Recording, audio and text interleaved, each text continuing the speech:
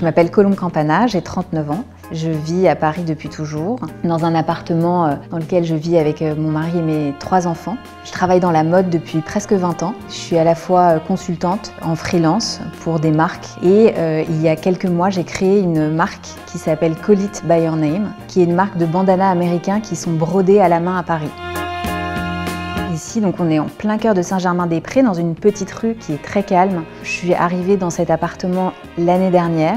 Il a des volumes absolument superbes, donc il n'y avait pas non plus beaucoup de choses à faire. Moi, j'aime bien l'idée d'avoir ces volumes assez classiques avec ces moulures et d'amener de la couleur. Moi, je ne me verrais pas du tout vivre dans un appartement très blanc, très monochrome ou avec peu d'éclat de couleur. La couleur est très importante pour moi.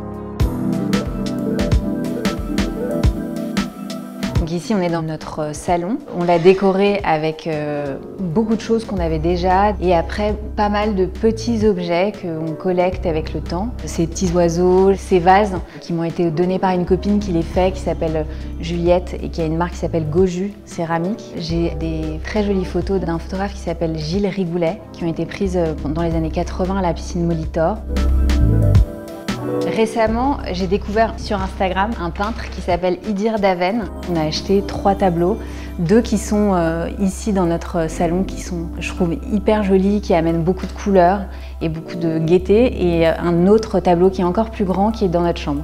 Pour moi, la peinture, c'est pas quelque chose qui m'intéresse à travers les cotes que peuvent avoir les artistes ou la renommée. Ce qui m'intéresse, c'est la peinture ou l'objet ou la photographie en elle-même. Je pars du principe que je fais toujours un bon investissement si c'est un objet ou une peinture ou une photographie que j'aurai toujours le plaisir de voir tous les jours chez moi. Cette peinture, je la trouve très drôle parce qu'elle a déjà une dimension assez atypique. C'est une peinture qui a été réalisée par une peintre qui s'appelle Anne-Marie Schneider. Elle évoque pour moi une certaine forme de liberté avec la tête qui est détachée du corps qu'on pourrait imaginer être un corps peut-être de prisonnier. Je trouvais ça assez poétique. J'ai pris l'année dernière pour la première fois des cours de céramique. Donc là, c'est tout mon travail qui reste encore très débutant, mais avec lequel je m'amuse beaucoup. J'ai fait pas mal d'expérimentations, donc il y en a qui sont très chargés et très colorés comme celui-là. Et après, j'ai toutes ces assiettes qui se ressemblent, mais qui ont des terres différentes. On peut voir une certaine obsession pour les coussins. Donc il y en a beaucoup qui viennent de chez India Madhavi, dont j'admire beaucoup le travail. Et ils donnent une touche un peu spéciale et originale à chaque canapé. Et j'ai ces 2 vases qui viennent de chez Marie-Victoire Vrinclair, qui sont, je trouve, hyper jolis, hyper graphiques. Les vases, ils sont en 2 parties à chaque fois, ce que je trouve assez intéressant et assez nouveau. Et j'ai pu me faire très plaisir dans cet appartement et avoir un tapis léopard dans tout le couloir qui justement rehausse le côté très blanc et très classique de l'appartement et amène une touche un peu folle. J'aime bien la moquette, je trouve que c'est assez chaleureux et assez confortable et celle-là, je la trouve absolument géniale.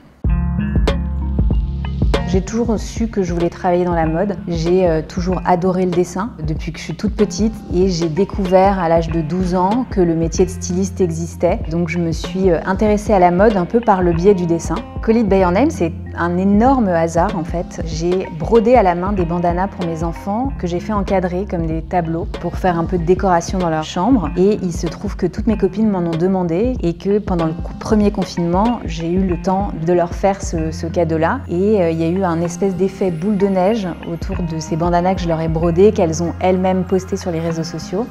Et de façon très naturelle et très spontanée, j'ai créé une page Instagram, j'ai cherché un nom de marque et j'ai eu tout de suite énormément de commandes. Le Bon Marché qui m'a appelé pour vendre la marque et l'envie aussi de décliner toute une gamme d'accessoires et de sacs et de trousses et de choses comme ça.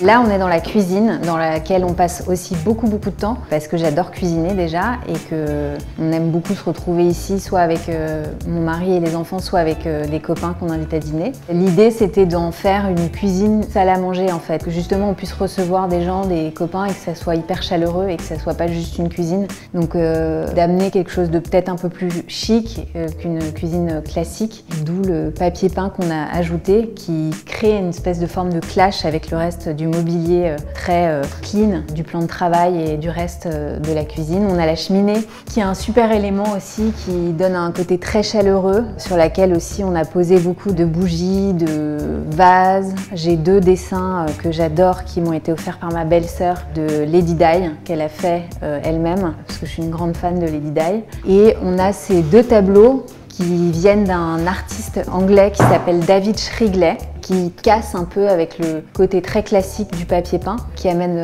une touche assez drôle à la cuisine.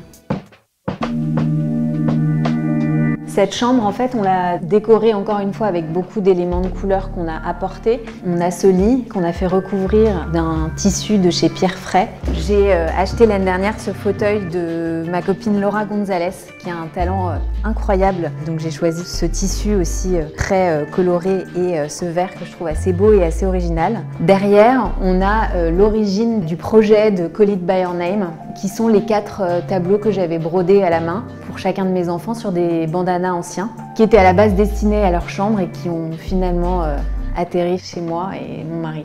La cheminée, encore une fois, remplie de petits objets. On a cette céramique de Jean Roger, beaucoup de petits bols qui sont aussi des essais que j'ai faits à la céramique dans mes tout premiers cours, qui ne sont pas forcément tous très réussis, mais que j'aime beaucoup. On a une sculpture qui nous a été offerte pour notre mariage par ma sœur, qui vient d'un artiste qui s'appelle Antoine Tarot. Et j'ai derrière tout un mur avec ce tableau de Idir Daven, dont on a 2 tableaux dans le salon. Et au pied de ce tableau, on a toute une petite accumulation de dessins et de photos et de tableaux. Il y a ce dessin d'un de mes très vieux copains du studio Berceau qui s'appelle Alexis Galisser, qui est un dessin que je trouve absolument magnifique qu'il a fait au crayon de papier.